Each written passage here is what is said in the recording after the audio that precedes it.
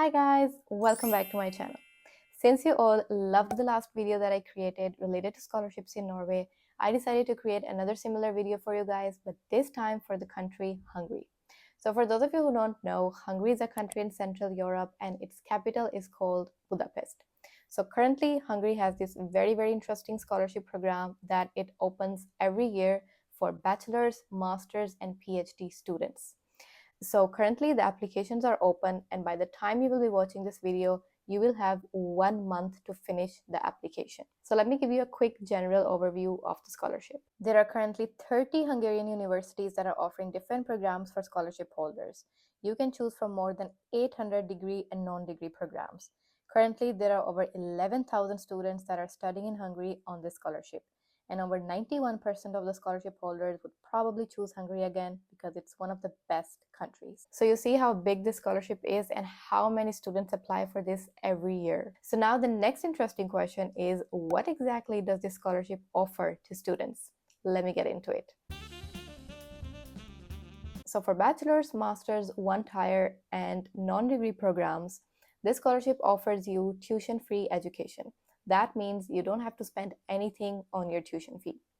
Next, you will get a monthly stipend of 110 euros, which will be 43,700 Hungarian currency. So in Hungary, they use a different currency, but I will be telling you everything in euros because that will be just easier. Next, they will contribute in accommodation. So they will provide you a free dormitory. Or let's say if someone doesn't want to live in a dorm, they want to live in, let's say, a shared apartment, then they will provide you 100 euro every month to accommodate the costs. They will provide you medical insurance. Now for PhD program, the numbers are a bit different. So again, the education will be tuition free. You will get a monthly stipend. Now the monthly stipend for PhD programs is you will get 350 euros for the first 4 semesters. And for the last 4 semesters of the program, you will get 450 euros. Again, they will contribute with the accommodation, they will provide you a free dormitory place, or if you want to live somewhere else, then they will provide you 100 euros every month. They will assist you with medical insurance. So you see how amazing this scholarship is. Even if you're not eligible this year, like let's say you are in your high school, you can apply next year because this application opens every year. So even if you are still in your bachelor's program and you're like, oh, I want to apply for this program, just wait until you finish your bachelor's and then you can apply for a master's program. If I ever get the chance to move to Budapest, I will move there right away because I have been there multiple times when I was living in Vienna and I loved the country. The public transport is amazing. It's a very affordable country. Products are very cheap. Like everything is very cheap there. It's very beautiful. There's a lot of things to do there. And because it's located in Central Europe, you will have a lot of travel opportunities. You can hop on a train or a bus and you can go to a country nearby in just 1 hour or 2 hours. Now you must be wondering which countries are eligible to apply for this scholarship. So to check if your country has an agreement with Hungary, what you need to do is you go to this website. So this is a scholarship website. Now you have to go to partners. And if you scroll down, here you can see the list of countries that are eligible to apply for this scholarship.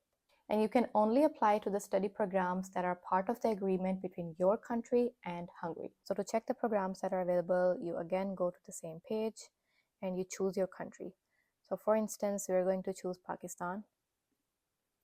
Now, if you scroll down, you can see that these are the subjects that are available. So for bachelor's, these are the subjects that you can apply to, same for master's, and then one-tier doctoral. Now you have to choose a study program out of 800 degree programs that they're offering.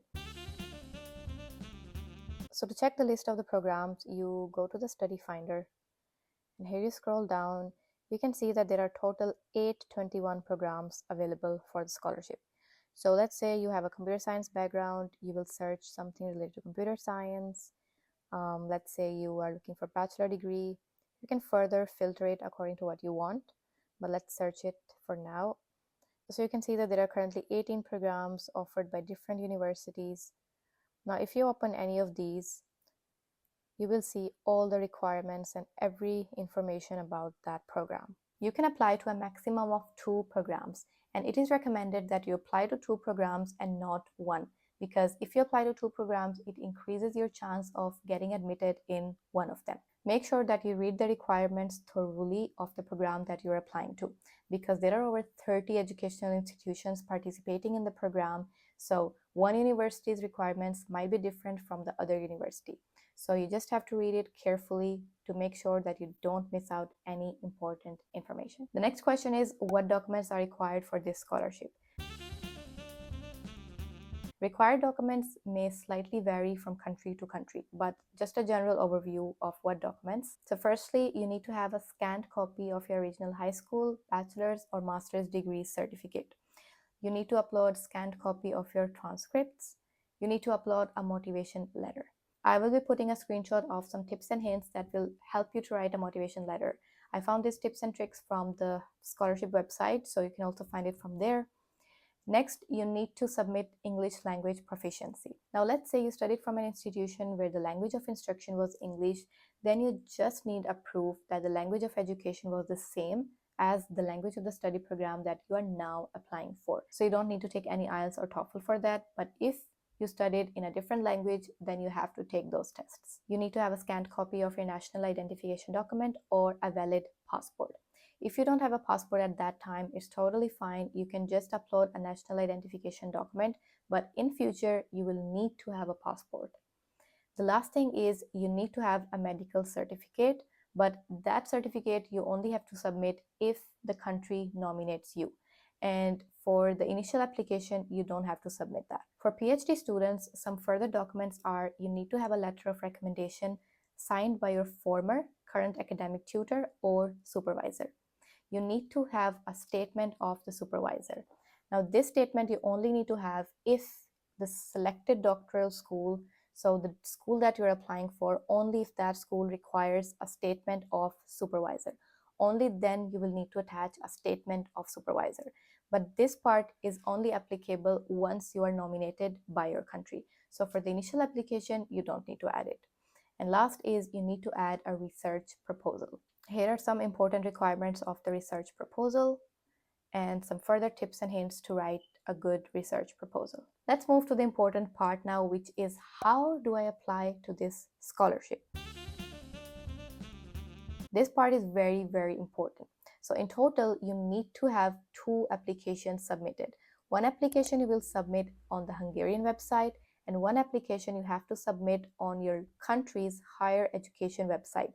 So for instance, for Pakistan, you have to go to the HEC website to submit an application and to the Hungarian website to submit the scholarship application. So both applications are same, but it's just that you have to submit on 2 different websites because your country is the one that is going to nominate you further, so they need to have your application. Another important thing for people of Pakistan is that since HEC is going to nominate you, you also need to register for a written test. There are 2 types of tests. One is called USAT, which is for the undergraduate programs, and the other is HAT, which is for master's and PhD programs.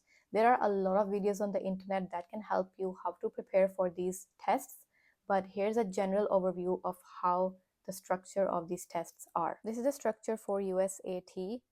You can see that this is for pre-engineering, and if you go down, this is for pre-medical, this is for arts and humanities, this is for computer science. So it's different for each subject. So the structure is the same for every test. There will be MCQs in the first part, and the second part will consist of essays. Similarly, there's one for general science, and there's this for commerce. And here you can see this is the test structure for HAT, which is for master's, PhD, MPhil. And again, this is the structure that the test is going to use. Now, the deadline for submitting applications on both websites are the same. So the deadline to submit applications is 15th of January 2025. So make sure that by 15th January, you have an application submitted on the Hungarian website, and you also have an application submitted on your local country's higher education website.